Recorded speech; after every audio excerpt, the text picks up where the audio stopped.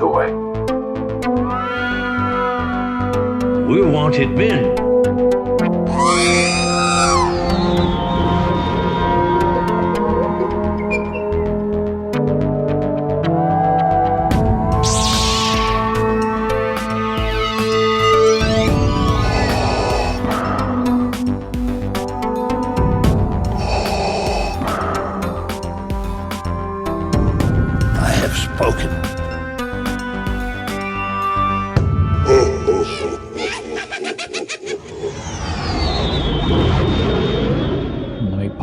Oh, we're there. We're live. We're there. Everything that's happening now is happening now. We're at ludicrous speed. Welcome to episode 171 of the Smugglers Galaxy Podcast, your favorite Star Wars podcast for smugglers in the galaxy. We're going live on Facebook right now. Believe it or not, we're doing something crazy. I'm Glenn, and Jason is with me. He's in his toy room, moved downstairs. And Hello there. It's Monday night. We had a crazy weekend, so we're recording on Monday night. And yeah, awesome. How are you doing? I worked all weekend. Yeah, woohoo! Woohoo! Yay for work. Yay, work. Work is fun. Yeah. Well, you partied though too, right? Yeah, so I was part of the PPC, the Party Planning Committee. Yes. And we had our holiday party. And we have it at the Brave Stadium, Truist Field? Truist Park, or the Battery, or whichever. All of the above. And the alcohol was flowing. Yeah, you had a nice, sexy red jacket on. I don't remember how many I had. I cut myself off at 10:30 because, like I said, I'm part of the planning committee, so I had to make sure the event was going well. And I saw other members of the party planning committee drinking. So I was like, one of us should be sober enough to run this thing. Right. And awesome. Did y'all do anything? Was it just like an upscale party, or was it like? Yeah, it was an upscale party. There was karaoke. There was sit-down dinner. There was casino games and raffles. And it was a good time. Cool. Jerry says that we are interrupting his Jeopardy watching. Well, then go watch Jeopardy. Jeopardy. What is Smugglers Galaxy Podcast? Yes. What? It's your favorite podcast in the galaxy. Right. And we're interrupting Jeopardy. The answer is? Right. No. What is Smugglers Galaxy Podcast? Mm-hmm. Yeah, I had my grandkids all weekend, so it was fun. But yeah, it's exhausting. Just a little bit. Just a little bit. So yeah, my grandson, he is 8, so he's been reading and he's like telling me all about Star Wars, which is it's a really cool nerd grandpa moment. He's like, you're getting schooled. Yeah, he's like, I like Kylo Ren. I'm like, all right, dude. At least you know who he is. It's that guy that's got the red devil face and horns, right? Right, yeah. Who's always fighting Obi-Wan. Kenobi. Anyways, yeah. So yeah, it's been busy, real busy.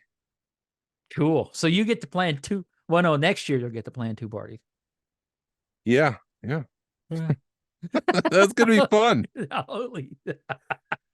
I must hate myself for signing up for so much work. Oh, geez. Geez, you pick anything up? Anything cool?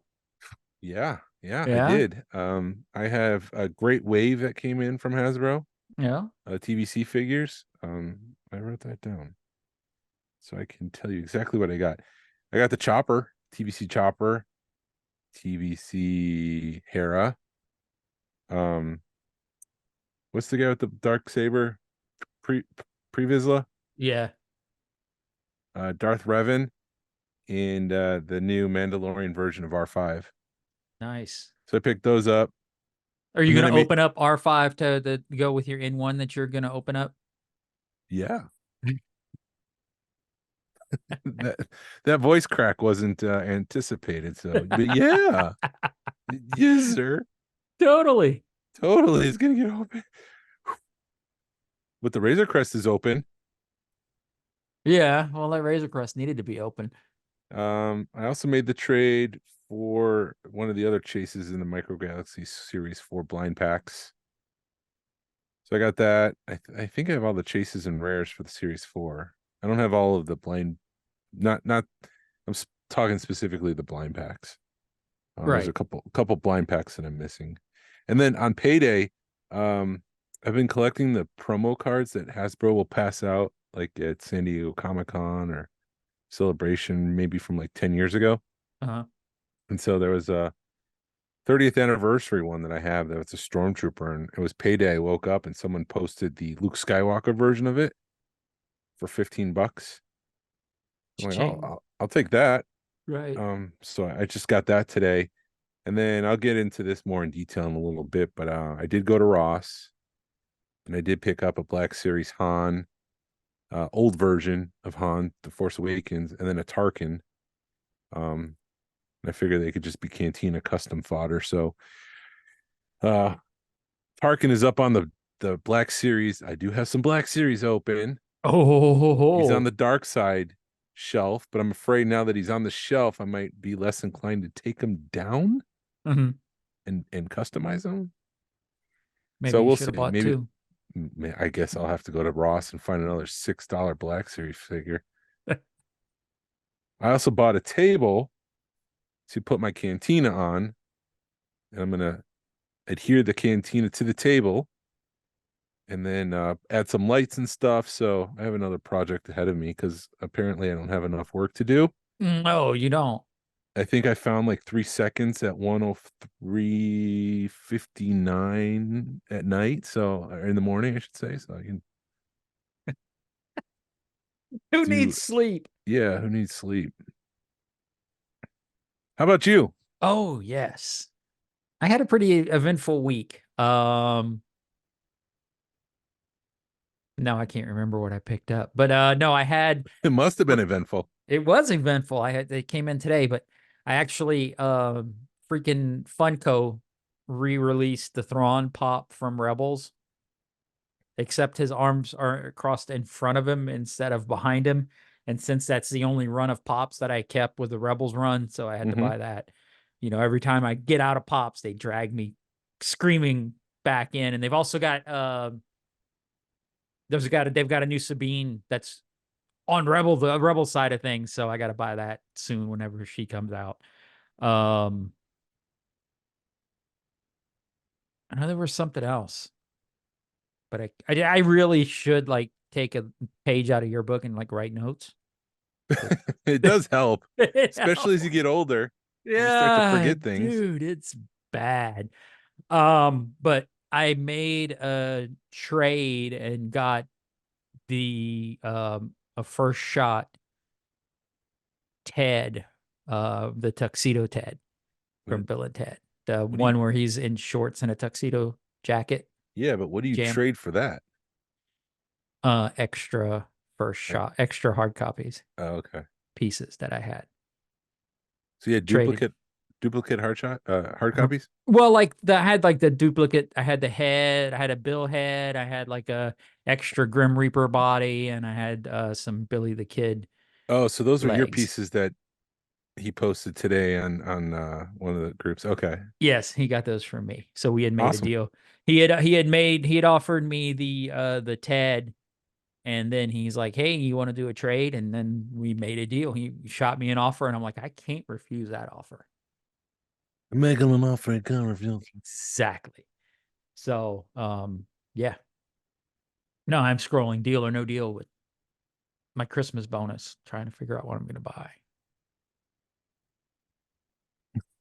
Yeah, or you could just save it. Yeah, save it for Toylanta or something. Oh, I was going to say so my wife ended up mailing the hard copy pieces to him, and she went to the post office, and she's filling out all the paperwork and everything, and if she's like, well, check here if it's fragile, and she's like, well, it's fragile, but it's not all these other things. And the lady was like, well, you gotta sign for it. You do have to check fragile because it's fragile, even though it's not these 5 things. And then she's like, well, do you need insurance? And she's like, well, what is it? My wife's like, it's a toy. And then the lady was like, well, do you need insurance? And my wife's like, yeah, I need about $600 worth of insurance on it. And the lady's like, for a toy? And she's like, somebody way in the back, it was like laughing. And they all are just, she just hears this guy behind her just laugh, and he just totally gets it. And she was like, those boys and them toys, this is big boy stuff.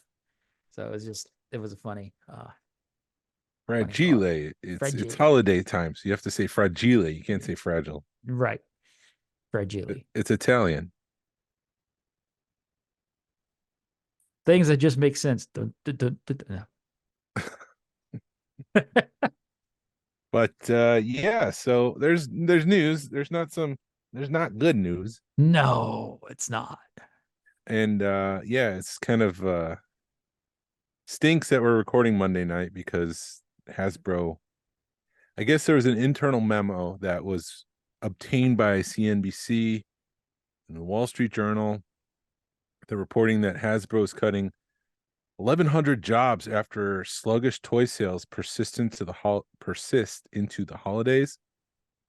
CEO Chris Cox says challenging conditions expected to stretch into next year, prompting another round of layoffs. This Wall Street article that I just read from was written by Ben Glickman. We anticipated the first 3 quarters to be challenging, particularly in toys, where the market is coming off historic pandemic-driven highs, he said to an email to all employees.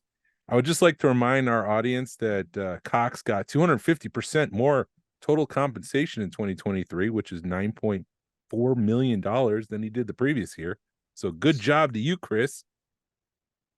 At one point, Cox said that they were going to raise prices and make bigger margins.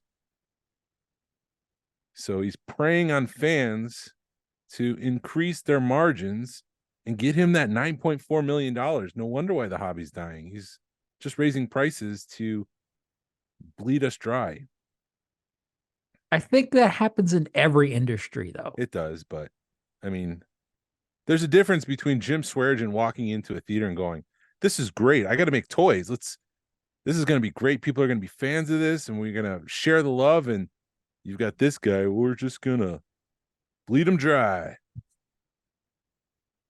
It's all about the bottom line, man. According to Jedi Temple Archives, Chris Cox wants to make Hasbro's partner brands more profitable, and the whole company, the ambitious overall goal was to reach 20% operating margin for the company, an increase of about 7 percentage points. This was about 2 years ago. Hasbro closed at $48.89 on the stock market, which is down 21% at the start of the year. Mattel closed at $18.91 today. That's nearly 6% increase since the start of the year. They're increasing somehow the value of their company without hiking prices. Well, they've got Barbie though, right? Mattel does. They've got Barbie, they've got Hot Wheels, but they're not charging $40 for Barbies. No, I mean Hot Wheels. I've seen Hot Wheels go up, I think, to $1.25. And from $1. Yeah. That's a big difference than Black Series going from 22 to 27. Right. And I know some of the Barbies. I mean, my wife collects some of the higher end Barbies. And yeah, I mean, those get into the $100 range, but yeah, unlike Black Series, you're willing to pay that money for the high end Barbies because you get the qualities there. Yeah, well, and then you tie this into, like I said, I went to Ross this week and I saw the 2 Black Series. I saw the deluxe Stormtrooper with the web cannon, E-web cannon, the deluxe Ahsoka with Grogu. I saw a bunch of vintage collection. A lot of it was repacks, like the Mace Windu, the child version of Anakin. There was some of the retro collection there, Darth Vader, all on discount. They had that Rey lightsaber for $60 that people have been posting here and there. And it's like, this is not resonating with fans. They also had that exclusive, what do they call it? The rescue set, which was a HasCon exclusive for $80. It came with the Mandalorian, a Dark Trooper, Moff Gideon, and Grogu. Someone found that at Ross for $10. Jeez. And so again, I was like trying to figure out this week, how is that possible? Is it that because of the popularity of the Mandalorian that they oversold that pack? Or excuse me, overmade that pack? Mm-hmm. And then they made too many, and then they just assumed that people would buy it, and they didn't buy it. Is it a sign that Star Wars as a brand is not as strong as it used to be? It's suffering? Or that was a pack of repacks as an exclusive. Are people just tired of that? I mean, the archive all stuff, of the above. the archive stuff that I told you I picked up from Ross, those are repacks. The Ahsoka was available as a TVC figure by itself without the deluxe. The Stormtrooper obviously has been available in TVC. The Anakin from the Phantom Menace was a repack. The Samuel Jackson, Mace Windu was a repack.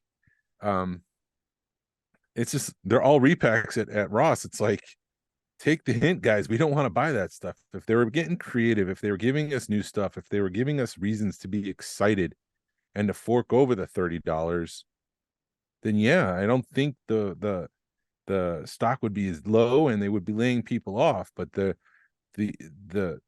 strategy of producing reprints, repaints, and repacks is just not working. It's killing the brand. Right. No, I agree 100%. We always say vote with your wallet. I think people are finally getting the hint. I think, like you said, we're tired of repacks, man. And the only, I think the newer stuff hitting Ross like it is now, I think that Rey lightsaber, it's a $200 lightsaber that's, what, $60 right now, you said, right? Yeah. I don't think that was a popular lightsaber to begin with, but No.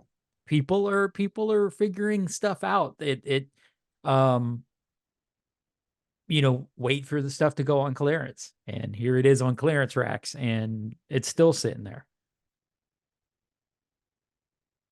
Yeah. Yeah. It's just, it's sad that people are losing their jobs because of this, because of the lack of leadership at Hasbro. Right. Well, I think that's going to happen a lot more places too, because I don't think they're the only company that has bad leadership.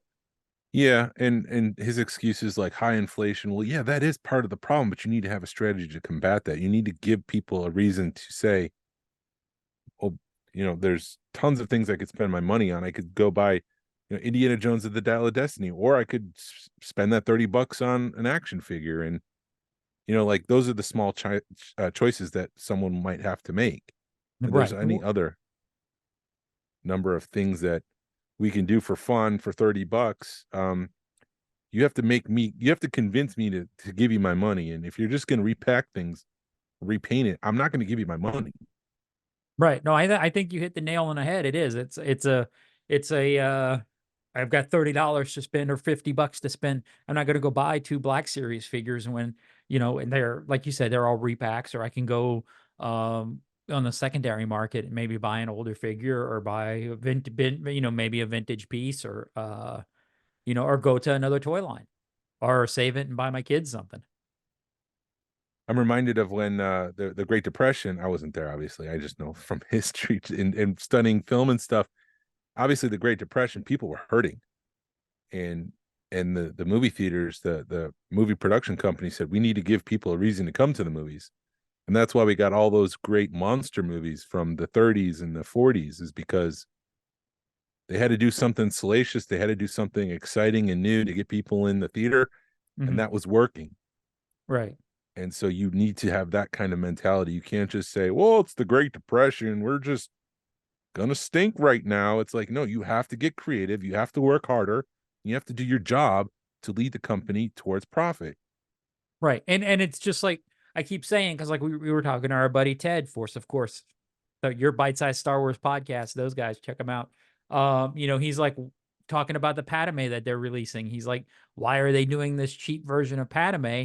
And then or Queen Amidala, and he's like, I would pay $50 for a decked out version of Queen Amidala. And it's like, dude, I've been preaching that for the last year, that, we're willing to pay for it, but Hasbro, it's falling on deaf ears.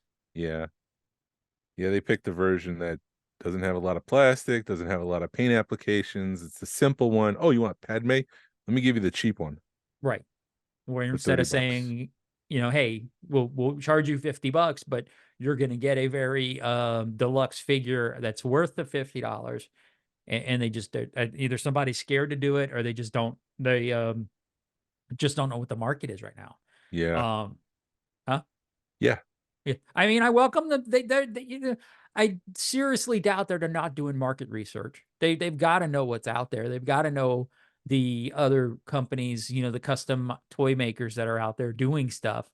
They've got to see that stuff, and I don't get it. Why they're not they have a better pulse of the collecting community right now. Because I think they can rest on their laurels and say, we've done this for so long.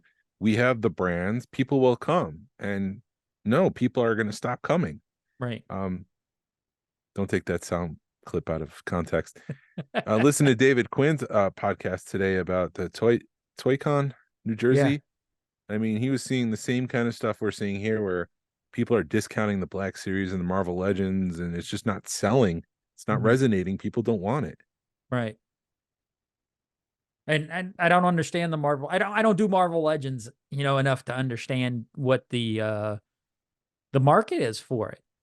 So I know they did a lot of repacks and stuff, and they did it very tastefully, versus what they're doing with the Star Wars market. But then again, I think I know I keep talking about the Four Horsemen, but you look at a Four Horsemen figure, and they reuse a lot of like the feet. They've got like basically 2 sets of feet, 2 or 3 sets of feet that they use on those figures. Yeah. It's a very, they reuse pieces, but they do it in such a way to where it doesn't stand out that much. I mean, there's a right way and a wrong way to do things, but then like the Four Horsemen, people are lining up an hour before a show opens to buy their stuff at $40 a figure. So they don't have to pay it on the secondary market, double that. Yeah. I don't know, man. Yeah, I don't get what Hasbro's thinking. I'll tell you, like, it really doesn't bother me. It bothers me, yes. Okay, so yes, I do get upset when I see like people lose their job. Hasbro's getting less creative. I find my passion, and I never thought I would be one of these people who make dioramas. And I'm finding so much value and so much fun making my own cantina to go around the Black Series, and then trying to think through.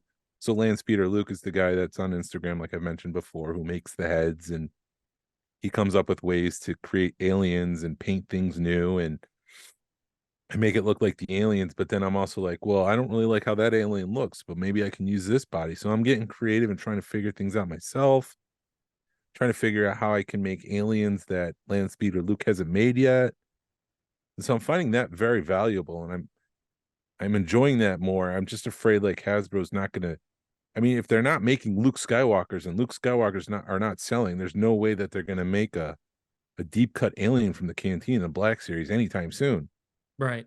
Like even Snaggletooth, I don't think we're going to get anytime soon. Mm-mm. And so that's the part that really bothers me, is that I'm kind of finding this passion, but I don't think Hasbro's going to support it. Right. Well, that's when you got to go digging through the $5 bins to find fodder. Yeah. Or unless I totally just missed your point that you're waiting for Hasbro to make it instead of you making it yourself. Well, yeah, but then they're also not going to be making. Yeah, they're not going to help support my hobby. They're going to back down. They're not going to make as much. They're going to see this as, I guess the fans aren't there anymore, rather than we need to fight to get them back. Right. I mean, do you think that there's gonna? I mean, how am I gonna put this? Do you feel that there may be like the end of the line coming soon? I think it feels like it's winding down. It feels like towards the end of the TVC 1.0. Right. In 2010, when it started to wind down, and they weren't making they're making some really weird video game related characters that didn't resonate with audiences, and that's part of the reason why that version died. When I see all these repacks and repaints, I think they're gonna shoot themselves in the foot. They're gonna destroy themselves, or people are gonna leave the hobby because it's like, I don't need to buy Greedo for the 6th time or the heavy Mandalorian trooper for the 6th time. It's okay, guys, you can move on. Right. But they don't want to do that. Yeah. You see, I wasn't into Star Wars at that time, so I don't know. You've lived, or it sounds like you lived it, right? Yeah. I've been fighting this fight since I was 6 years old. But yeah, no, I just it's disappointing, and I think the only thing that might bring it back is a movie that resonates with audiences. But even then, I don't think we're gonna get. I think they're gonna scale back even from like the Force Awakens days when there was 20-ish, 25-ish figures. Mm-hmm. I just don't see a new movie getting supported like that anymore. Right. Because I mean, even like the Ahsoka show isn't being supported like it should be. I mean, Ahsoka got what, 5 or 6-ish figures to support Right. that show, and they came out relatively around the time the show came out. I mean, that's much better than Mandalorian when we had to wait a year and a half. Right. It didn't cool off as much, if that makes sense. Yes. Because I'm thinking of Cobb Vanth. Cobb Vanth you bought, and then you canceled it because he came out a year and a half later, and you had cooled on the character in the show, and you're like, I don't need this anymore. Whereas it would have been a more impulse buy if it came out right when the show aired. Oh yeah, I would have totally bought it right when the show aired, because yeah, you're right. But you cool on a figure and you see it in person, and you're like, it's not as cool as you thought it was going to be. Right. And I still had opportunities to buy him, and I haven't bought him. You haven't pulled the trigger. Yeah. But yeah, I think it's going to take a movie to start that train back running. But even then, when the train starts chugging, it's going to take a while to get to full speed. And will people jump on board?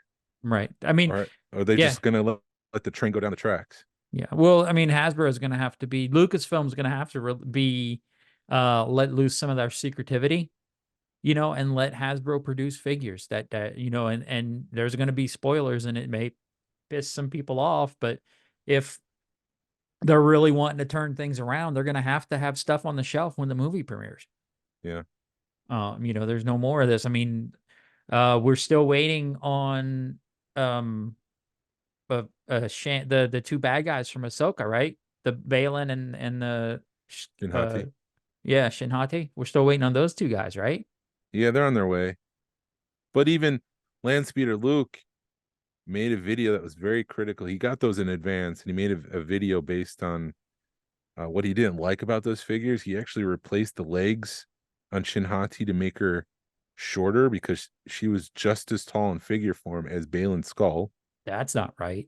No, so there was a bunch of things that's just Hasbro just didn't do that right. And I don't know if they reused parts because they couldn't sculpt something new or what the case may be. But it just, when you look at them, I would recommend people to watch that review video because it does show like they kind of dropped the ball. They missed the mark there. But yeah, that stinks. Yeah, I don't know. I think what they say, what's the phrase? It's better to love and not love, or no, absence makes the love stronger. Right. And so I'm like, maybe cooling the line will make people love Star Wars more and get them wistful and want to collect again. But I kind of have a feeling like if they were to rest the line, people are going to get off the bandwagon. They're going to go somewhere else. Yeah, because there's a lot of toy manufacturers knocking on everybody's door right now. There's no shortage of places to spend money. No. And I do wonder if maybe Mattel should take over the line, even though that'd be an exit point. But I think that we need a hungry company to come in and be like, I can do this, and I can do it better than the previous guy. Right. I mean, that's, I think, why Kenner got it, is because they were, people had turned it down and they needed the money, they were hungry. Like you just said, they were hungry and they had stuff to prove. Yeah. I know you've mentioned this rumor before and I've kind of dismissed it, but then the Hot Mike's Jeff Snyder reported on it, and he's pretty reputable, and he gets word, and he said that Mando season 4 might actually become a movie, and that movie might be announced by the end of the year. I would rather have a 2-hour movie Mhm. than the filler episode of NCIS Droid Murderer with Jack Black and Lizzo. Yeah. And so if they could strip that down and make it a 2-hour movie rather than having those filler episodes, well, maybe that's what we need to do. Yeah. And maybe Jon Favreau, who wrote most of those episodes, is just like, I don't have it in me to do another 8, and the quality is not where I want it to be. Let's just do a movie. Right.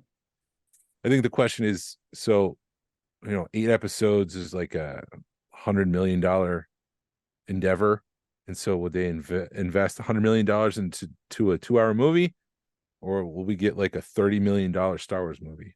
I mean, what's a normal movie cost? Star Wars movie, it's anywhere between like 150, 200 million. I think Solo was expensive, like the $250 million range, because they had to shoot it twice. Yeah. Well, I mean, maybe we'll get $100 million movie and then they'll see what happens. But you're gonna have to announce that it's not going to be on Disney Plus for a year. I Yeah. think if you're going to have to force people into the theaters, you're going to, because like we said before, people are going to want to wait to Disney Plus. But hey, I did watch Dial of Destiny the other day. All Because right, we'll side table that for towards the end of the episode. But watching that movie and kind of trying to watch it through your eyes because you were so excited. You know what I mean? Yeah. And remembering the stuff you said about it, how you were like, this is the last time I'll see an Indiana Jones movie, in a theater, or Harrison Ford playing Indiana Jones. Last time I'm going to hear John Williams' score, Yep. And watching it with those eyes, you're like, yeah, this is something you had to see in a theater. Yeah. To appreciate it. Even when I watched it on Disney Plus, the end credits came on, and I was just like, you know what? I'm just going to listen to the music. Mm-hmm. Because I know it's John Williams's last soundtrack. Right. So you're going to have to do something to where you get people in the theater. Will audiences go to the theater to see a Mandalorian because they've been trained to see it on Disney Plus? I hope so. I would go if I knew what it was and I knew that, this is what you're going to get. Then yeah. Like I said, man, you're going to have to dangle a carrot in front of their faces to get them to go. It's weird because with like Netflix, a Netflix movie drops and they're releasing stuff to theaters, but that's just to qualify things for the Oscars because it needs to be in a theater in, I think, Los Angeles for a week in order to qualify. And like, yeah, sure, it's a Netflix movie. I'll go watch it on Netflix. But when a Disney makes a movie, it's like, where does it belong? Does it belong on Disney Plus? Does it belong in the theaters? They're a multimedia conglomerate with multiple arms, and it could go on the web, it can go on YouTube, it can go play in theme parks. It's like there's a lot they can do with their stuff. It's what's the right answer? Is it the theater? Is it Disney Plus? I don't know. Or maybe it's one of those, like you said, you play it a week at a theater just to qualify it. There's no right answer, I don't think, unless, you're trying to force people into the theaters. Yeah. And it's going to be interesting to see how this all ties together because now Ahsoka is in play. Grand Admiral Thrawn is in play. Ezra's in play. But then, the Mandalorian is his own character. And I don't think for his first movie, we need to incorporate all those characters. I'm thinking that it's got to be something Moff Gideon related that brings him out of retirement because he was home on the range with his kid, just hanging out on the front porch. He's got no need to do any bounties. He's living the dad life, and it's time for him to graduate to the dad bod.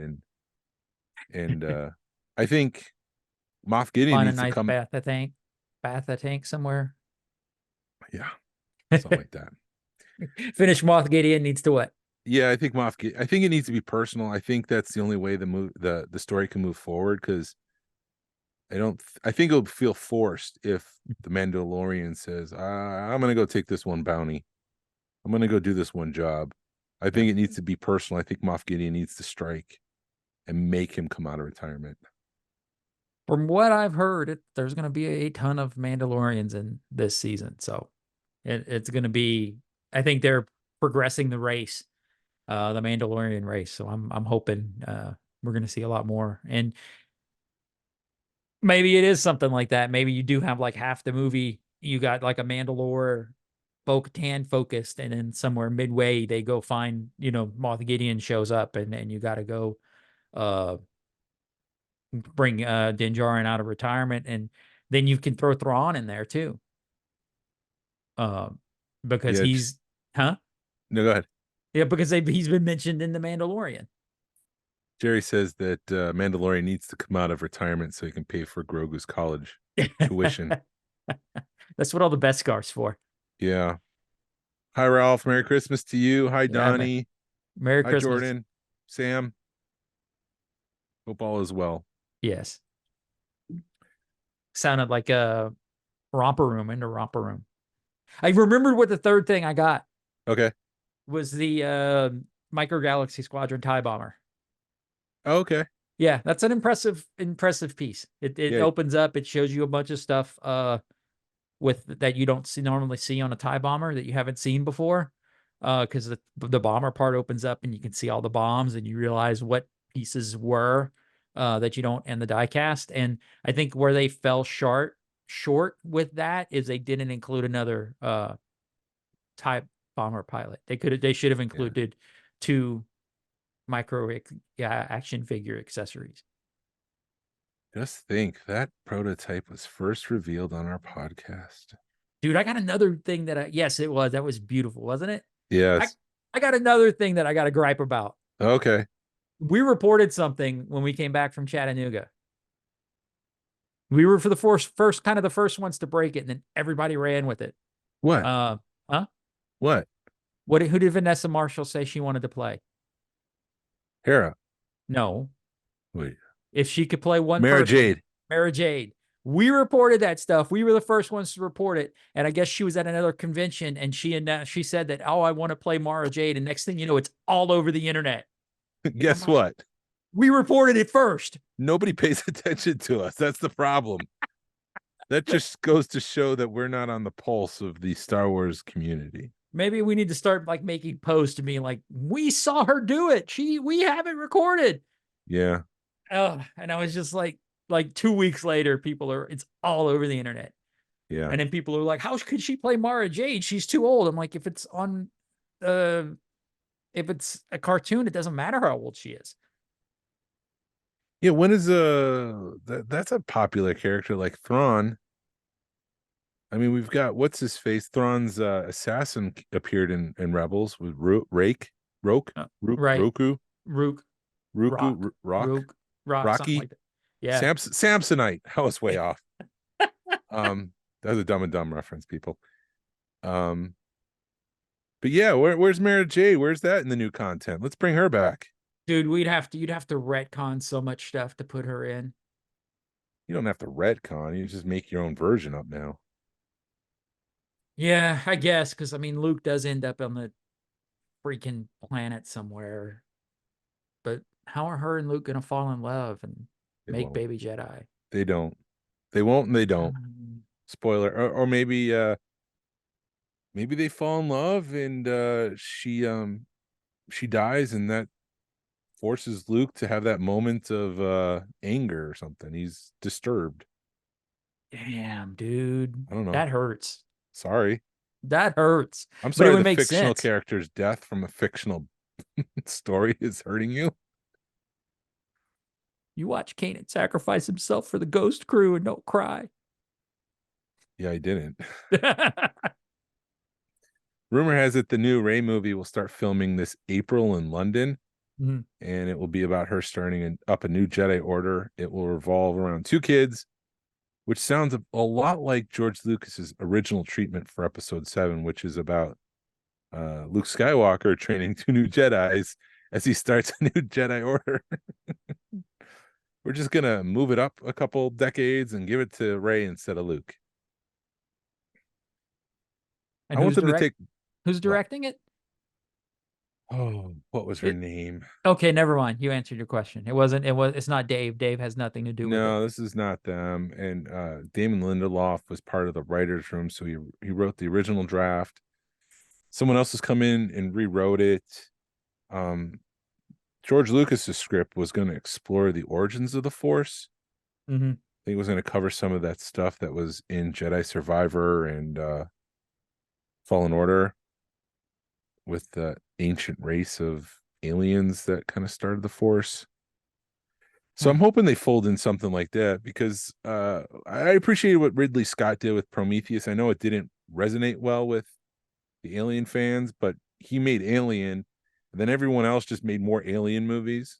Mm-hmm. And then he came back to the franchise. He said, no, let's explore the guys that were sitting in the chair, the engineers. Let's explore. So he kind of took a left turn, and I'm hoping I think that's what Star Wars needs. I don't think we need A New Hope, The Force Awakens kind of reboot 2.0 sequel, whatever you want to call it, a retheme, not a retheme, but it's basically a reboot, remake. Right. I don't want that. Give us a right turn. Give us something new. Right. No, I wasn't into Aliens, but yeah, we definitely it needs some fresh blood in Star Wars. And I think we were on that path and it kind of fell apart. And what stinks is people are looking at the bottom line and they're like, well, we can't do it this way anymore because, oh my gosh, people really want to see an old Harrison Ford play an old Han Solo. It's like, no, we're good with we're good with the recasting. Just freaking don't half butt it. Don't, if you're going to do it, Do it pedal right. to the metal and go for it. Don't pull back. Think it through. Do it right. Yeah. The only other piece of news that I had, a lot of people are getting that A-wing from the Micro Galaxy Squadron, and the pilot's not fitting in the cockpit, I've seen that. and that's a little disappointing. Yeah. Not only is it not the right A-wing, but you can't even get your pilot inside. My Hera fits in the A-wing just fine, but I guess she's got different legs or something. Yeah. I don't know if the quality control issue or what, but it's a problem for people. Mm-hmm. It is, dude. That whole series. I'm going to save that for our end of year podcast. Okay. But, yeah, I've got thoughts, and I don't want to keep hashing them out, but I want to save my thoughts on Micro Galaxy for the end of the year. Okay. You've kind of got, yeah. I give too much away sometimes, so I'm just going to shut up. But hey, if you've got an email that you guys want to send us your end of the year thoughts, smugglersgalaxy@gmail.com. Mm-hmm. Send it in, we'll read it. Jerry brought up Taika's movie. I was wondering if Taika's going to bring it. And it's possible. His movie is probably the furthest away from going into production. He was talking about making a movie about the Dawn of Jedi. And so is James Mangold, who directed Dial of Destiny. So it's weird to have competing movies about the same era. Yeah. Ryan Johnson's still on the slate, even though he's not really like in production, but that hasn't been removed. But that might be like 15 years down the road. He might want to make another Star Wars movie. Mm-hmm. Filoni's still moving forward with his. There's 3 movies in production. Was it James Mangold's movie? Kevin Feige's movie's done. Mm-hmm. That's not moving forward. So, and then maybe a Mandalorian movie. So maybe we'll have 4 movies in production, and whatever resonates, that's the one we're going to get the sequel to. I don't know. As long as we figure out what's going on with Sabine and Ezra and all the crew, they can't leave that storyline hanging out there. Ralph says that Walmart Micro Galaxy Squadron multi-pack $17 and $20. Oh, he's talking about the big ones. Yeah, the ones that they were selling for $50-$60, and now they're under $20. Yeah, I mean, that's just more evidence that maybe it's not Hasbro, maybe it's Star Wars brand in general is kind of on the decline in the modern markets. It scares me a little bit because, like, I mean, I know the Haslab Ghost is in production or starting to be production, and they've already got the money, but I keep thinking that's 6, 7, 8 months out, and I'm just hoping it doesn't get kicked kick that can down the road. No, that'll go in that'll go in production. We'll get that. Right. I think, well, I mean, that's not so much.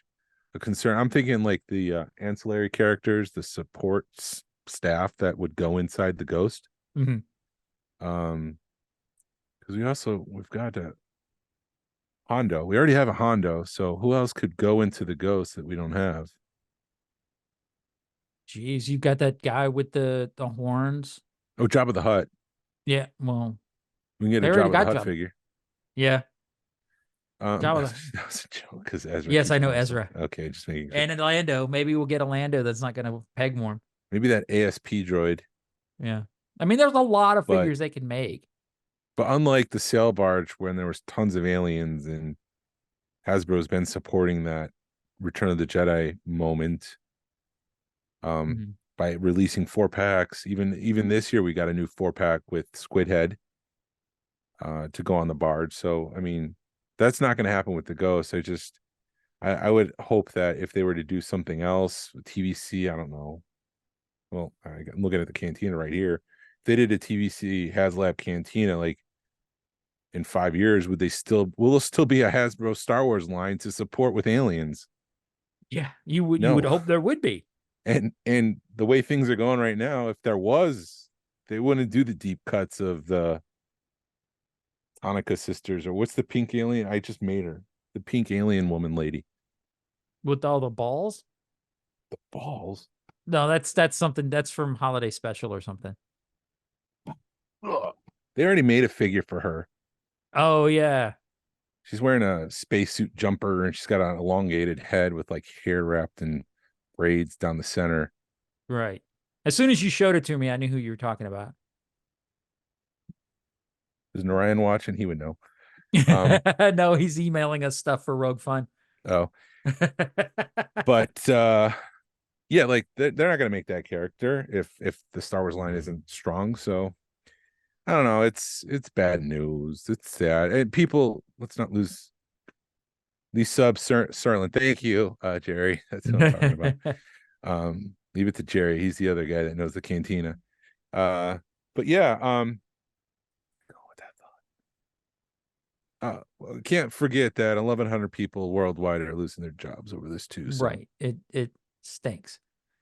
We sound like a couple babies whining when people are losing their jobs. Right. Let's No. put it in perspective, I know.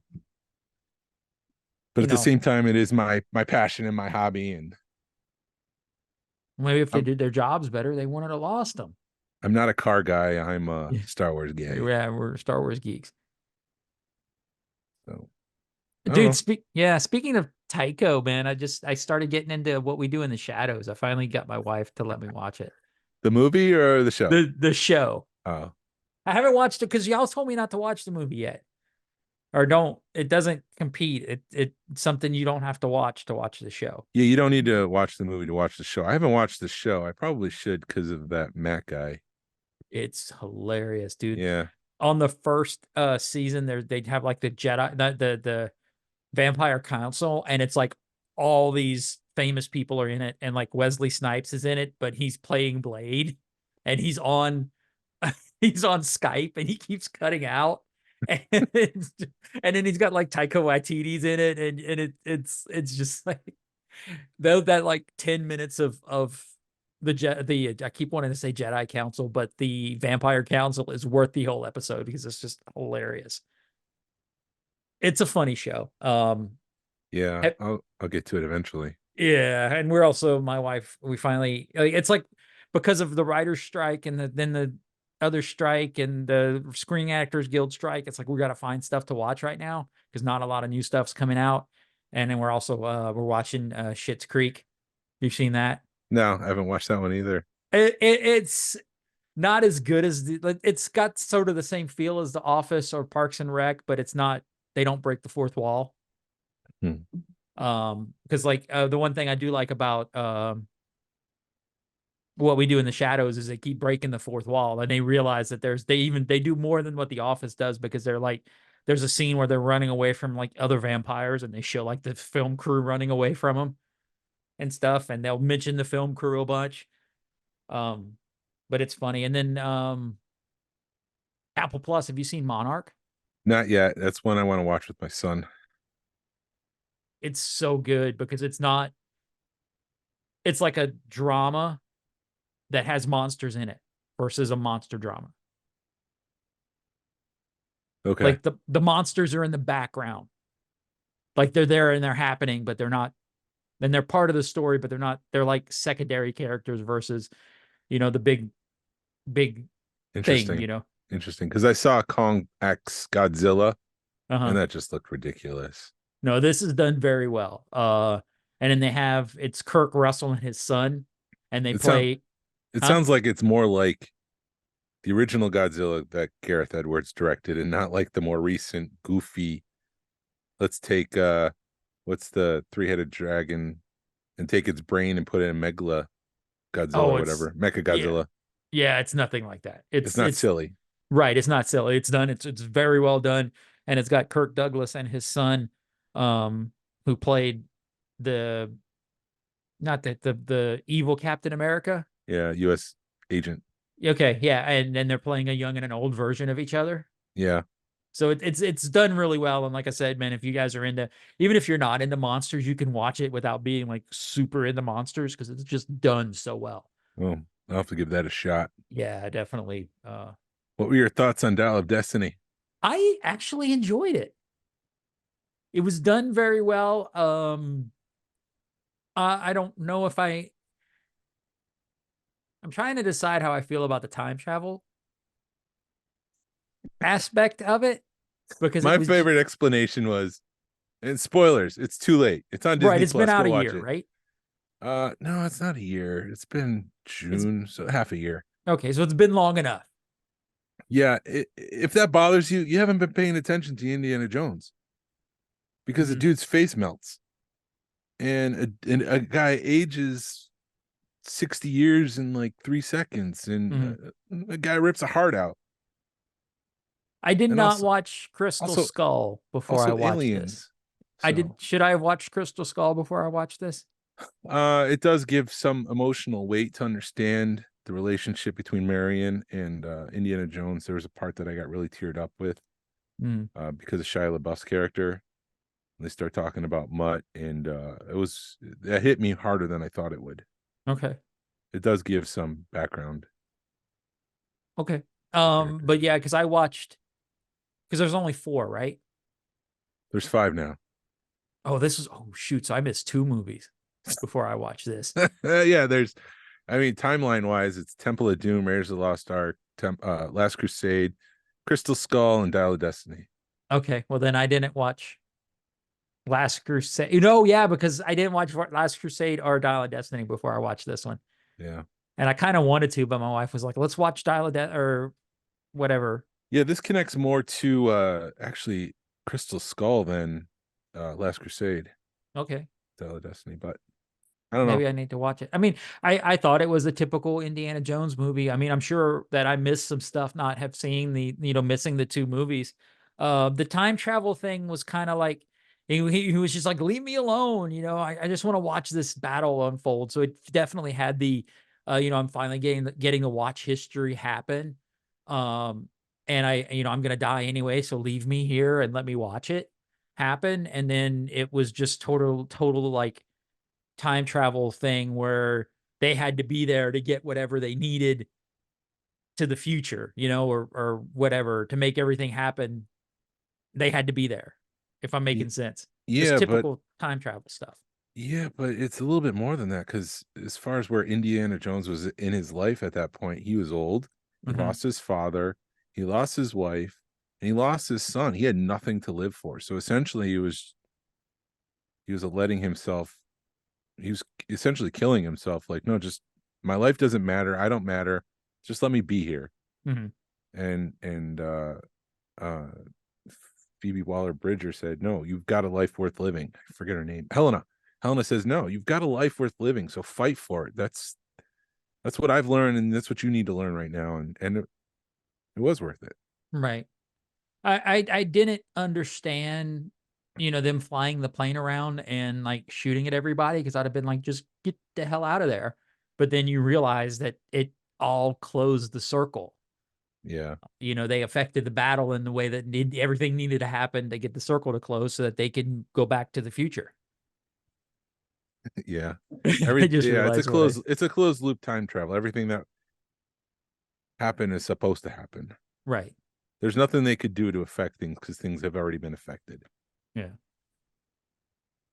Speaking of aliens, Yes. did you see what happened this week in Congress? No. Did one There, show up? no, there was two bills. Did they order Starbucks? No, there's two bills in the Senate and in the House of Representatives to open up the files and to have disclosure. And the congressman in Huntsville, Alabama, and Dayton, Ohio, where Lockheed Martin and Boeing and NASA, Wright-Patterson Air Force Base shut it down and said no. So my Wow. question is, if there's nothing to hide, then why are they fighting so hard to hide it? Right. You're right there, man. Yes, we're so close to knowing that we're not alone in the universe. Did you already know we're not alone in the universe? I know. don't know why I know why they're hiding it, because people are going to go crazy. Yeah, have a but we've bunch been of- so desensitized. This is not 1947 anymore. Yeah. We've seen the X-Files. We've seen Star Wars. Actually, we'd be more disappointed that they don't look like Snaggletooth. They don't have the big green heads. They don't look like Chewbacca. I can't hug that. It's not a walking carpet. It's always looking at me with those giant eyes. They look more like Biff than Chewie. The aliens are going to get pissed off because they're like, no, I'm not figuring Dan. Stop asking me to play you songs. Oh, speaking of which, you saw that shirt I found, right? I sent it to you. I found another version of your crappy shirt from Hot Yes. Topic. Tell people about it. Oh my God. Oh my So God. this one, oh my God. Let me, I sent This it is a Hot Topic shirt, right? a Hot Topic shirt. I sent it to you and Narayan, right? Yeah, and it was like Oh, I Endor found it. based. So this is indoor. Okay. So this is indoor based version. And they have an AT-AT with snow speeders circling it with a tauntaun. And then they have the figure and Dan in it. And they have Jabba the Hutt. It's just all, but the thing is that it's a green t-shirt or a Right. green button down. So it looks like it's an Endor shirt, Yes. but then they have Hoth. Yeah. Then they got Hoth. And they have, I mean, I could understand Jabba the Hutt because maybe it's a Return of the Jedi shirt. But then they have the snow speeder and AT-AT and Luke on a tauntaun. Yeah. And this is actually Nordstrom Rack, but Ryan Spooner, Star Wars Rebels polo is the way it's sold. But there's more. So yeah, Okay. I feel bad for people that are getting these shirts for Christmas. And my wife keeps getting big packages and won't let me look at them. They're from the dogs. Yeah. Probably. She doesn't even know what's in them. She doesn't. She's like, "Oh," they say, Sabine's on Amazon ordering you things, and yes. your wife has no clue what's going on. So hopefully we'll have a good Christmas. I had to give Okay. someone some trouble this week because her name was Mandy, and I emailed her Mandy with an I, Uh-huh. and she said, I am not Mandy with an I. Mandy with an I is a stripper. I am not a stripper. I was like, well, my good friend, his wife is Mandy with an I, and she's not a stripper. And she's like, are you sure? I'm like, yeah, I'm pretty sure she's not a stripper. She works at a bank. She's like, strippers make bank. And I'm like, no, that's not what I'm talking about. Oh my God. Wow. I'll have to tell her that story. Yeah. So now there's a stereotype about Mandys with eyes at the end of their name. Oh, Lord. Hopefully next week we'll have some more announcements for Rogue Fun as far as panels are concerned. Yeah. And then we have our 2023 wrap-up show. Yeah, because we'll do it the week of Christmas, right? Or the week after Christmas. When are we going to do the wrap-up show? I don't know. Last year we broke it up into like 4 parts. I don't know if we need to do that. Well, we also had a lot more people on. We had like a panel, and then we did our personal one. And yeah, I don't think we need to do the whole panel thing, but No, we could probably be a little bit more tighter with our are waffling. But yeah, I don't know. Anything else? I think that's it. Anybody else there in Facebook land have anything? Now's the time. Yeah. Forever hold your peace. We got 6 whole people watching us. 6. Well, they're not saying anything. I'm No. trying to give people time to type, but what do you want for Christmas, Star Wars wise? Glenn? I'd love to get the Galactic Heroes Phantom, but that's a pipe dream. Anything that's attainable? Anything within reach? Do you finally want that Cobb Vanth? You sure the Cobb Vanth? I've got Sam's. Thanks, Sam. Anyway. Sam says Hasbro sucks. That is all. And yeah, you go. he wants the Boba Fett retro wave finally. That'd be nice. Yeah, the one that we were promised in the spring. Dude, I don't know. I've gotten the problem with Star Wars is everything that I see. If I see it, I buy it. So I don't know. All right, forget it. But yeah, the Cobb Vanth would be fine. There's nothing that they're already releasing the Ghost. That I've been griping about that one for years. So we're finally getting that. And you good. And I'm good. You good. Okay, well, what about you? What about you? I want? What do you want? Probably just more filament so I can finish my cantina. I'm almost there. I could see the finish line. I've got like 3-4 chairs to print and then I'm done. Mm-hmm. But yeah, well, thank you for listening to Smugglers Galaxy Podcast. Thank you for watching for those that are online. If you could, please leave a like and a 5-star review of the show anywhere you listen to podcasts, if it's allowed. Really helps us out, points people to our show. You can follow us on social media. You can find us on Facebook, Instagram, and YouTube. Send us an email or message us. Love feedback. We'd love to make you part of the show. Tell us about your 2023. Email us at smugglersgalaxy@gmail.com. Thank you to Alfonso Riviera for the Smugglers Galaxy logo. And thank you to Levi Waterhouse for the music. Oh, I'm suddenly out of breath. People, collect for the love of it. Hashtag vote with your wallet. Sabine will be on next week. Pass on what you've learned. Be a positive force in the collecting community. The truth is out there. This is the way. This is the way. I want a Sabine TIE fighter from Micro Galaxy Squadron. Good luck for you. Yeah. Good luck. You got to go to Canada for that. Eh? And we're going to start that again. I guess I'm going to Canada. Yeah. The devil went to Canada to find himself a tie.